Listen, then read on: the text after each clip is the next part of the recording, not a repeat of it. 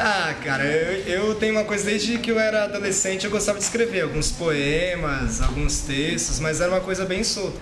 Agora, escrever com uma intenção, escrever para passar algo, uma mensagem, um sentimento, e a partir daí começar a produzir literatura foi só em 2005 para 2006 mais ou menos, quando eu tive contato com, no caso com a Dinha.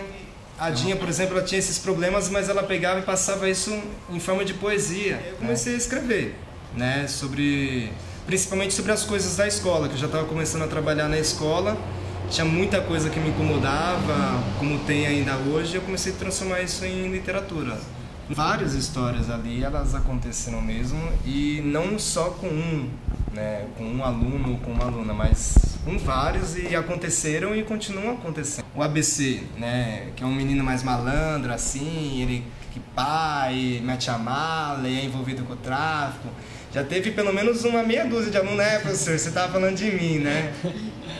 Que ele jura que eu estava falando dele, né? E eu acho legal, que bom que ele acha que eu estou falando dele, mas não é dele, né? Na verdade é dele. Então não estou falando de um aluno, eu estou falando de uma situação, né? Na verdade, eu posso dizer que eu sou um autor, porque eu fiz um livro, eu sou autor daquele livro. Agora, se eu fosse para me assumir enquanto escritor, eu diria que eu sou um escritor periférico, né? Porque aí tem uma questão de se firmar de onde eu estou falando. E eu acho que é importante caracterizar a literatura periférica porque ela vem como um movimento, né? E vem como um movimento que não só permite que uma pessoa que é da periferia, que está numa situação de marginalidade, à margem do sistema, escreva, mas é que essas pessoas que estão à margem, na periferia, elas criam instrumentos para que outras pessoas também passem a escrever e passem a circular os textos. Então eu costumo falar, não é que a gente inventou a roda, mas a gente botou ela para circular, a gente botou ela para rodar.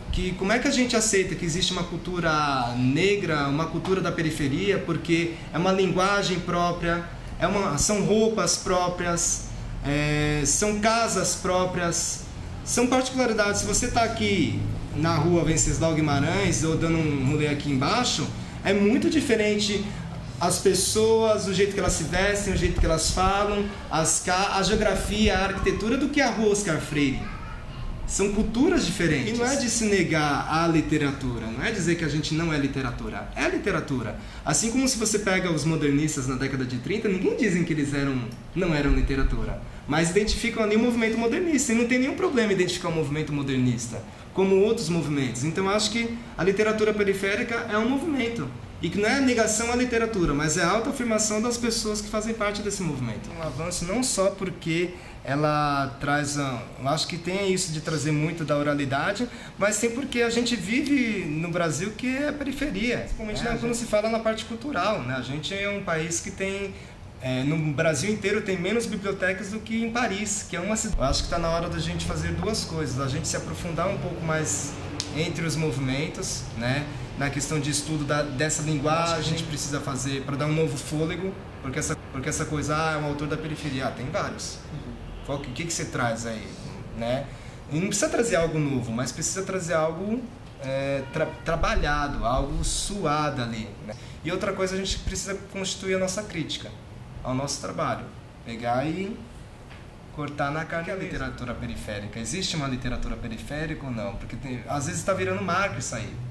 Também é usado como parte do mercado, porque o cara precisa sobreviver, pagar a conta de luz, o almoço, então pega o livro, vai lá manguear o livro, vai vender, mas não pode ser só isso. São questões só que a gente tem que começar a sentar e pontuar as pessoas que fazem parte desse movimento aí, que é muito louco, tá nos 4 cantos de São Paulo, tá sendo observado pelo Brasil, tá sendo observado por fora do Brasil, então, e que vem para valorizar a periferia, né? Quem for falar de periferia de São Paulo a partir dos anos 2000 não pode falar só em violência e miséria, vai ter que falar da produção cultural que existe na periferia, porque é uma coisa que é muito grande, né?